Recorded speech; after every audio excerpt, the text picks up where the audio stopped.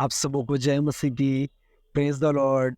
मैं अपने महान परमेश्वर का धन्यवाद देता हूँ कि उन्होंने मुझे फिर से ये सुंदर मौका दिया कि आपके साथ में मैं परमेश्वर का वचन शेयर कर पाऊँ। और मैं आज ये बिलीव करता हूँ, आज का वचन सुनने के बाद परमेश्वर आपसे बात करेंगे। सुनते-सुनते ही खुदावंद आपसे बात करेंगे। इसलिए मैं आपसे रिक्वेस्ट करता हूँ, ध्यान से परमेश्वर के वचन को सुनें। आइए मेरे साथ बाइबल ओपन कीजिए। इब्रानियों की किताब उसका 12 अध्याय और मैं आपके सामने पढ़ूँगा 16 और 17 वचन। इब्रानियों 12 अध्याय उसका 16 और 17 वचन सुनिएगा। ऐसा ना हो कि कोई जन व्यभिचारी या एसाव के समान अधर्मी हो, जिसने एक बार के भोजन के बदले अपने पहलौठे होने का पद बेच डाला। तुम जानते हो कि बाद में जब उसने आशीष पानी चाही तो अयोग्य गिना गया और आंसू बहा बहाकर खोजने पर भी मन फिराव का अवसर उसे ना मिला। मेरे भाइयों बहनों ध्यान दीजिए।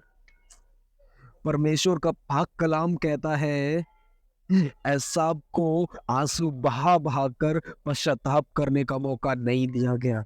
क्या ऐसी गलती की थी? आज के टाइम पर भी बहुत सारे भाई-बहन ऐसे पाप में एन्जॉय कर रहे हैं, ऐसे टिकटॉक पे बहुत अधिक रील्स डाल रहे हैं, इंस्टाग्राम पे बहुत अधिक अपनी ज़िंदगी अपने तरीके से एन्जॉय कर रहे हैं। उनको लग रहा है चलो बाद में पश्चाताप कर लेंगे, बाद में मन फिरा लेंगे। पर मैं आपको एक बात बताना चाहता हूँ, याद रखिएगा मेरे भाइयों और बहनों, जिस प्रकार एसाव को मन फिराने का मौका नहीं दिया गया, इसी प्रकार बहुत सारे लोगों को मौका नहीं दिया जाएगा।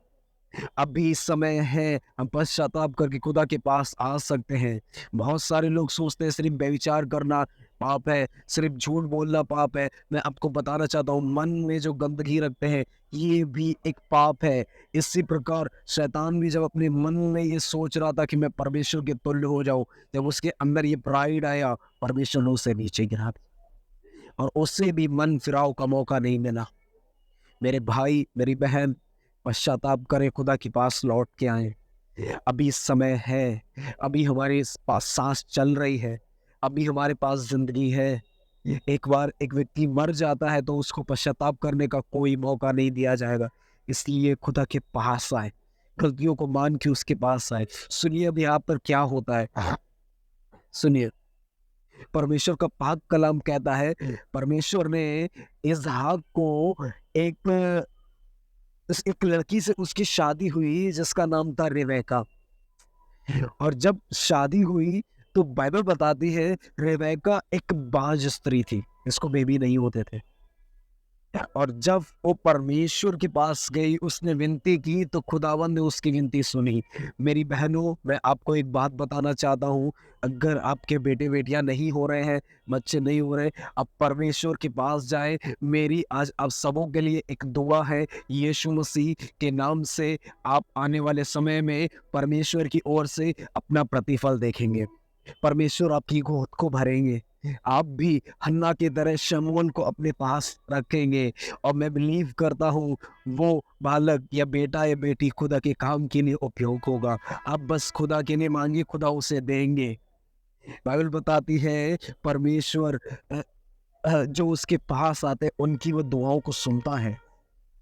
बा रेबेका बाँझ थी, उसको एक बेबी दिया गया और सॉरी उसको बेबी जब हुए तो उसके गर्भ में 2 थे, एक एसाव और दूसरा याकूब।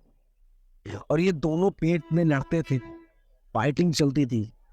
और एक टाइम आया जब रिबेका ने बे जन्मे बेबी तो सबसे पहले एसाव आया, उसके बाद में याकूब आया। अब जो पहलौठे का अधिकार था, वो एसाव को मिला क्योंकि पहले वो आया।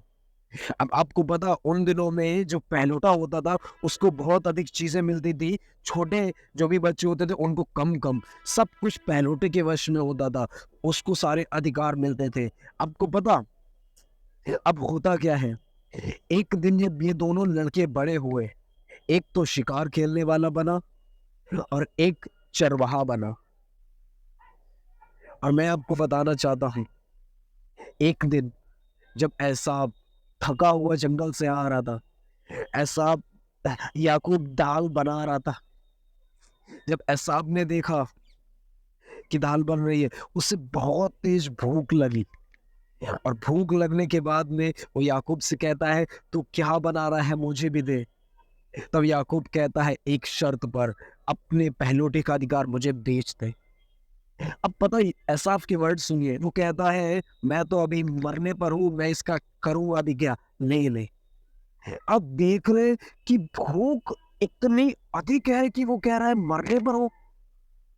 आज भी यीशु ने कहा, मेरे आने से पहले नोहा के दिन लौट के आएंगे। क्यों? कैसे दिन थे वो? लोग बहुत अधिक खाना पीना खाते थे, इंजॉय करते थे। आज मैं जहाँ पर रहता हूँ, वहाँ पर एक प्लेस है आवास विकास, वहाँ पर कुछ टाइम पहले कोई शॉप नहीं थी, आज पूरा रोड भरा हुआ है। मैं और मेरे भाई साहब जब हम जाते हैं तो एक ही बात मैं सोचता हूँ कि ये वो प्लेस है जब कुछ भी नहीं था, आज सब कुछ है। ये हमें एक बात की ओर निशाना इशारा कर रही है, नो के दिन लौट के आ रहे हैं। और यीशु ने कहा, जब ये सब दिन होंगे तो मैं आ जाऊंगा। यीशु बहुत जल्द आ रहा है, ये सब बढ़ रहा है, पाप बढ़ रहा है, इसी के बीच में यीशु मसीह आने वाला है। जैसा उसने कहा है, जब नूह के दिन आएंगे तब मनुष्य का पुत्र आएगा। लोग इसके पागल हो रहे खाने पीने के। खाना पीना गलत नहीं है, बहुत अधिक खाने के ऐसे आदि हो जाना कि कुछ भी ना देखना, दूर दूर ट्रेवलिंग करके जाना, लड़ाई कर, इन सब चीजों से नहीं मैं मतलब है। हम ऐसे बने कि हम सिर्फ भूख मिटाए, पेट ना भरे। ऐसा ऐसा हो गया था। और जब उसने अपना अधिकार बेच दिया, परमेश्वर ने उसे तुच्छ जाना। फिर बाद में उसने आंसू बहाए कि मुझे मिल जाए। वो पद उसे कभी नहीं मिला, याकूब को मिला। याकूब ब्लेस हुआ, आगे बढ़ा, उसे परमेश्वर ने बदला, इज़राइल बनाया। अब यहाँ पर एक वचन लिखा हुआ है, तुम जानते हो कि बाद में जब उसने आशीष पानी चाहिए तो अयोग्य गिना गया, और आंसू बहा बहाकर खोजने पर भी उसे प्रतिफल, उस पर भी मन फिराव का अवसर ना मिला। अब सुनिएगा ध्यान से, परमेश्वर का पाक कलाम कहता है, उसे बहुत विनतियां करने के बाद भी कोई मौका नहीं दिया गया। मैं आपसे एक बात बोलना चाहता हूँ, जैसे उन दिनों में एसाव ने मिस्टेक की, आज बहुत सारे विश्वासी भी कर रहे हैं। एसाव ने, परमेश्वर ने एसाव को पहलौठे का अधिकार दिया था, पर उसने थोड़ी सी संतुष्टि पाने के लिए उस अधिकार को गवा दिया। आज बहुत सारे लोगों को परमेश्वर ने स्वर्ग का राज, नए यरूशलेम देने का वादा किया है, पर आप देखिए, पृथ्वी की थोड़ी संतुष्टि के लिए वो परमेश्वर के राज्य को गवा रहे हैं, वो परमेश्वर की उपस्थिति को गवा रहे हैं। थोड़ी सी संतुष्टि के लिए, थोड़ा सा व्यभिचार के लिए, वासनाओं के लिए ऐसे खींचे जाते हैं, भूल जाते हैं उनके साथ सर्वशक्तिमान रहता है। वो उसकी उपस्थिति को अयोग्य, तुच्छ जानते हैं। मेरे भाई बहनों, मैं आपको बताना चाहता हूँ, कभी ऐसा ना करें। एक व्यक्ति अगर परमेश्वर से दूर हो जाता है तो वो सदा के लिए नरक में जाता है। इसलिए खुदा से दूर ना जाएं। खुदा से दूर रहने का मतलब ही है नरक। पृथ्वी पर हमारे पास मौका है, पृथ्वी के बाद हमारे पास मौका नहीं होगा। इसलिए सब चीज़ों के आदी ना बने। आप देखें कि फ़ोन अगर आपको खुदा से दूर कर रहा है, फ़ोन को साइड करें। लिमिटेड, जितनी लिमिट है इसकी उतना चलाएं, अनलिमिटेड ना चलाएं। आप देख रहे हैं, आप अधिक से अधिक कहाँ पर जा रहे हैं, घूमना फिरना है, बहुत अधिक बंद करें, खुदा के साथ बैठे। इन थोड़ी सी चीज़ों के लिए परमेश्वर के राज को मत गवाओ। परमेश्वर तुम्हारे अंदर रहना चाहता है, इसको मत गवाओ। खुदा की उपस्थिति को आदर दो। आपने पढ़ा, जब बाइबल बताती है, एक व्यक्ति था जो धनवान था, सारे ऐशो आराम लिए, उसने मरने के बाद में वचन कहता है, वो उस तड़पने वाली दर्दनाक जगह में गया जिसको हम कहते हैं हेल, नरक। और वहां पर वो पश्चाताप कर रहा है, पर कोई पुकार नहीं सुनी जा रही। क्यों? इस पृथ्वी पर मौका है उधर जाने का, मरने के बाद मौका नहीं है। इसलिए मैं आपसे कहना चाहता हूँ, एसाव की तरह दुनिया के पीछे ना जाए, संतुष्टि पाने के पीछे ना जाए। अधिक बहनों के पीछे ना जाए कि उन्हें अपने प्यार में फंसाए, अधिक भाइयों के पीछे ना जाए कि उन्हें फंसाए ताकि वो गिरे पाप में। यीशु ने कहा, अगर एक व्यक्ति किसी को पाप में गिराता है तो उसके लिए ये भला है कि उसके गले में एक बड़ा चक्की का पार्ट लटकाया जाए और उसे समुद्र में डाला जाए, मतलब वो नाश हो जाए। ऐसे ना बने।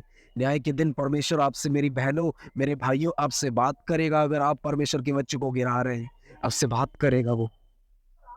मैं आपको बताना चाहता हूँ, ऐसे ना बने। कलाम कहता है खुदा का, ऐसा इन चीजों को आदी बन गया था। मैं एक दिन वचन पढ़ रहा था, यूहन्ना कहता है, ना तो तुम संसार में और ना संसार की वस्तुओं से प्रेम रखो। संसार की वस्तुएं क्या है? देखिए, मेरे पास ये फोन है, अगर मैं इसको खुदा के लिए यूज नहीं कर रहा हूँ तो ये एक संसार की वस्तु है। अगर मैं इसको खुदा के लिए यूज कर रहा हूँ तो ये परमेश्वर की दी हुई है, इसको हम सही चीज में यूज कर रहे हैं, नहीं तो ये संसार की वस्तु है। और यूहन्ना कहता है, जो इससे प्रेम करता है उसमें परमेश्वर का प्रेम नहीं है। बहुत सारे लोग पैसे से प्रेम करते हैं। मैं आपको बताना चाहता हूँ, अगर आप करते हो तो आपके अंदर परमेश्वर का प्रेम नहीं है। बहुत सारे लोग बड़ी नौकरी से, अच्छी नौकरी से, गवर्नमेंट जॉब से प्यार करते हैं। जरूर हमें मिले, अच्छी बात है, पर अगर प्यार करते हैं, इन चीजों के लिए कुछ भी करने के लिए तैयार है, तो मैं आपको बताना चाहता हूँ, परमेश्वर का प्रेम आप पे नहीं है। परमेश्वर की प्रेम को जाने, ये सब चीजें जोड़ दी जाएंगी हमारे साथ।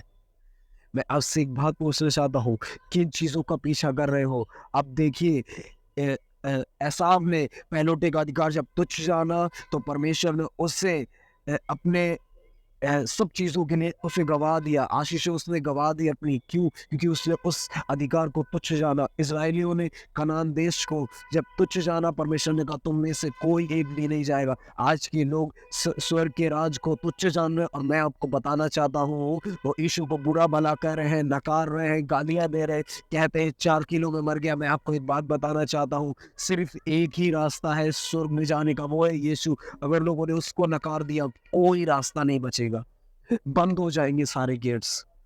इस नूहा के दरवाजा, परमेश्वर ने खिड़की बंद, दरवाजा बंद कर दिया था और दुनिया तबाह हुई। ऐसे ही यीशु ही वो रास्ता है। एक टाइम आएगा जब वो ले जाएगा अपने चर्च को, दरवाजे बंद हो जाएंगे। इसलिए अभी समय है, खुदा के पास लौट के आए, उसके प्रेम को जाने। एक दिन एक बात बता के मैं दुआ करूंगा, सुनिएगा। एक दिन एक भाई मेरे से कह रहे थे कि, मैंने उनसे कहा दुआ में आया करो, एक भाई से। मैंने कहा भैया आप दुआ में आया करो। उन्होंने कहा ब्रदर, मेरी प्रभु सारी प्रार्थनाएं सुनता है। तो मैंने कहा जैसे?